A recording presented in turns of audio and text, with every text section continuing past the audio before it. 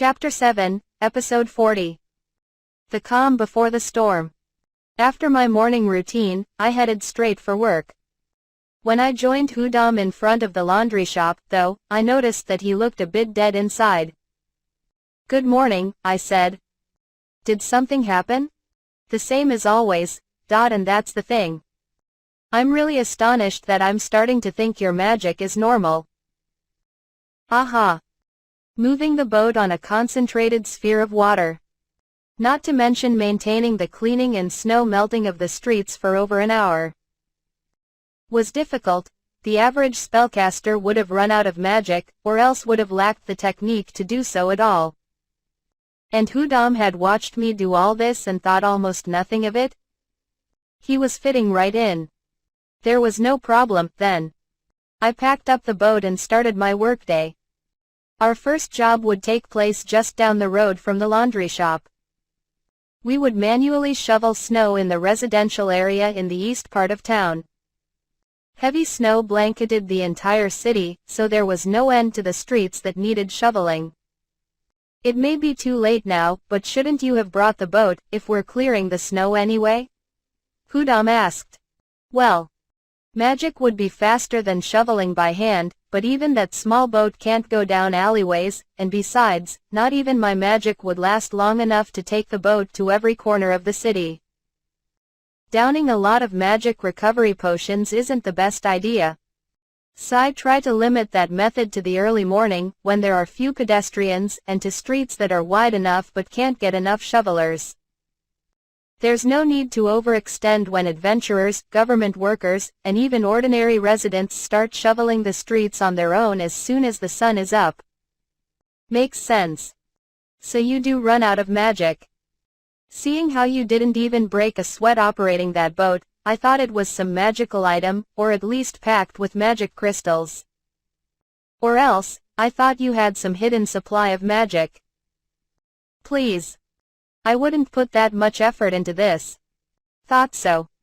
You didn't look like you were trying to trick anybody. But still, it would make more sense if I knew that you were just chugging potions or some other trick." Hudam looked conflicted. "Well, I didn't say I'd pulled it off without any tricks. It's worth noting that shoveling snow was a task prone to accidents. Snow could fall off a roof to injure or trap the shoveler. On the flip side, shoveling snow off of a roof could lead to you falling and being buried in it. In addition to exercising caution and using proper gear, it was critical never to attempt snow shoveling alone." Before I knew it, we had arrived at our destination. "Let's start around here," I proposed. Aye. Hudam and I began working in one of the residential streets that hadn't yet been shoveled. First, Hudam opened the lids to the storm drains that lined the street. "Same as yesterday, please," I told the filter slimes I produced with space magic. They plugged the drains at either end. Then I brought out a jug and emptied it, pouring out the sewage and sludge slimes. These slimes were once normal ordinary slimes with an affinity for poison magic before they evolved. The aqua slime evolved by feeding on sewage, and the mud slime on sludge. They both had the release stench skill, much like the scavenger slime. Otherwise, they were pretty much the same as the aqua and mud slimes respectively.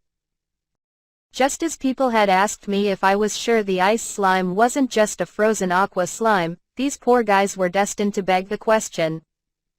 Weren't they just aqua and mud slimes that had become dirty? They were the product of, not to mention my greatest allies for, cleaning ditches. Since they fed on sewage and sludge, all I had to do was throw them into the storm drains and they would feed, and clean, on their own. With the proper infrastructure, they could even contribute to a sewage system and help with large-scale water reclamation. On top of that, "Chief? You okay?" Hudam asked. "Oh, yes. I'm fine." My train of thought was getting lost in slime applications again. I had a job to do. Setting my brainstorming aside, I got to placing what I called solar-powered water heaters on the storm drains. These were made by attaching absorption boards onto copper pipes as long as the storm drain's width. The absorption boards heated up on contact with light. I'd created them by mixing sticky slime hardening solution with the black powder I had once presented the gods with. These melted the snow we'd shovel into the storm drains. And they raised the water temperature high enough to melt even more snow, turning the drains into snow melting tanks and drastically improving the efficiency of the snow clearance. The thing was, these absorption boards were super simple. The board heated up when exposed to light, which then heated the water through the copper pipes. Personally, I thought there was still much room for improvement. Even if I couldn't make them as elaborate as the proper solar-powered water heaters in the streets of Japan, I could get pretty creative with them. However, I'd deliberated with Glycella at the Merchants Guild, and we had noted the following. The boards generated enough heat to start using them as is, especially when combined with light magic. Many non-mage workers, especially adventurers, at least knew the light spell, the most elementary form of light magic, to use in lieu of torchlight. The simple structure of the bronze pipe allowed for the craftsmen in town to create them, which meant that they could be mass-produced. We'd formulated a plan to produce and place these contraptions all over town to make the snow shoveling more efficient. We decided to hold off on improving upon the device, and the Merchants Guild requested mass production of the bronze pipes through the city's builders. I would make as many heating boards as I could and lend them to the guild. Once the two parts were put together to make water heaters, the Merchants Guild would manage and train the snow shovelers to use them. I had only lent them the heating boards because it was an experimental contraption, no matter how much demand there was in the city. In the future, well, when I got Reinhardt's approval, I was thinking of using the properly engineered water heaters to build a public bath or something. The heating boards could already become hotter than a car's hood in midsummer. After I'd made improvements to the water heater itself, a public bath didn't seem like an impossible venture, especially if I could use an industrial stove in conjunction. I'd have to do some experiments and run some estimates to see if it was a viable business or not, but there. Once we'd set up the water heaters, the rest was simple. Manual snow shoveling. We just had to scoop up snow in a shovel, the tip of which was fashioned from a hardening solution board, to move it from the street into the storm drains. Then the water heater, and slimes in the drains would take care of it. Any excess water passed through the filter slimes and down the rest of the drains. Made it easier to work with no chance of water backflowing onto the street. Just then, an older lady stepped out of her house.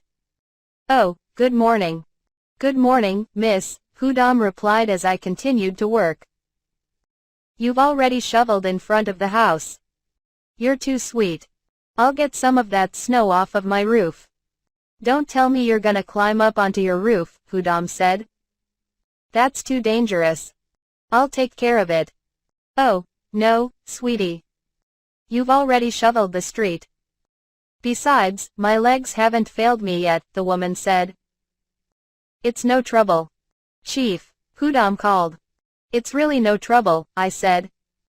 "We've been keeping to the streets only because we didn't want to trespass. If it's all right with you, ma'am, we'd be happy to clear your roof as well. We have the tools for it." I'd once had a terrible experience with heavy snowfall in Japan. After that, I had spent some time researching any and all gear and methods to deal with snow. Now, I tried to recreate as many of those as I could remember. A tool I'd found particularly nifty was a sheet of metal, covered with waterproof fabric and attached to a pole. It was useful for cutting out a chunk of snow on the roof, which would slide right off and onto the ground. "Besides, we're in a state of emergency," Hudam chimed in. "As long as you don't mind signing a note, we'll get paid from the guild when we report shoveling your roof. A fund's been allocated for this, so it won't cost you anything." "Really?" "Absolutely. So let us take care of that for you, Hudam reassured her. Then, I think I'll take you up on that, the woman said. As we were prepping to shovel her roof, Hudam whispered to me, she doesn't like being treated like an old person, I think. Let's keep that in mind. I wondered if that was why Hudam had mentioned the government fund, because he'd picked that up about the woman. He had brought it up without much a segue, but she hadn't seemed offended. Once, on a previous snow shoveling day, one of the townspeople had demanded we cater to his every whim. Hudam had breezily dealt with him too. Hudam was often generous and kind, with a laid-back attitude. He had a keen eye for the feelings of others, and he knew how best to address them. The more time I spent with him, the more that became apparent. Speaking of, Chief, did something happen recently? What do you mean? Just got this feeling that you're starting to be on edge, like you were before. He really was perceptive. I didn't think I'd let it show in my speech or demeanor. Just a feeling, I clarified, and I don't plan going down the path I went down before. But I just have a bad feeling. I see. I thought things have been rather peaceful lately. Hadn't noticed any prying looks. And with snowfall like this, I figured it would be sabotaging any plans they might have been cooking. You may be right. But, if I was in their shoes, I think I'd make a move as soon as I was ready. I tried my best to describe the feeling I couldn't shake. It has been very peaceful lately. That's exactly what's bothering me. It feels like the quiet before a storm. Besides, we think they want to sabotage the Duke. A personal grudge or something. Despite that, they aren't going after the Duke or his family directly, they're working to hurt his reputation by unsettling the city. Of course, it could mean that they aren't willing to risk a direct attack on the Duke, because they don't want the full force of the law after them. But what's bothering me the most is that the orchestrator of this scheme, at least, doesn't mind worsening the state of the city. I can't help thinking they won't hesitate to hurt innocent people to achieve their goal. Yeah, Hudam agreed. It's more than a nuisance to the residents. It was even more tense when I first came here.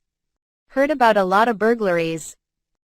Whoever it is, they definitely aren't bothered by collateral damage.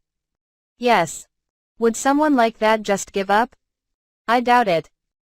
Besides, they are not kept in check in Gimel, and Duke Reinhardt has been furthering his pursuit in the capital. Not only is the enemy's scheme failing, they are on the brink of being apprehended, for all they know. Talk about a cornered beast. I think it's likely, very likely, that they are going to make a move, and they have no regard for protecting themselves anymore.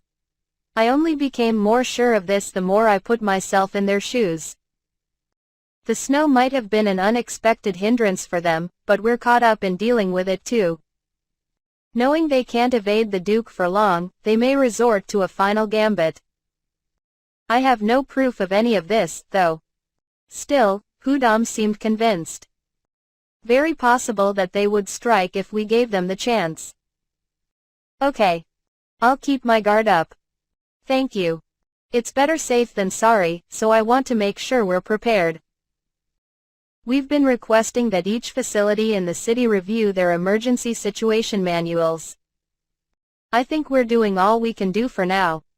Like you said, things are relatively peaceful at the moment. We should at least enjoy it while it lasts. I'm afraid I may revert to how I was before without some kind of mental break. That was a massive cringe moment for me. I did not want to go down that road again. I was appreciative of Hudam for taking my hunch seriously when I couldn't back it up with any tangible evidence. Thanks to him and my other confidants, I was able to remain as calm as I was, and not get into the state of mind that had led to my outburst.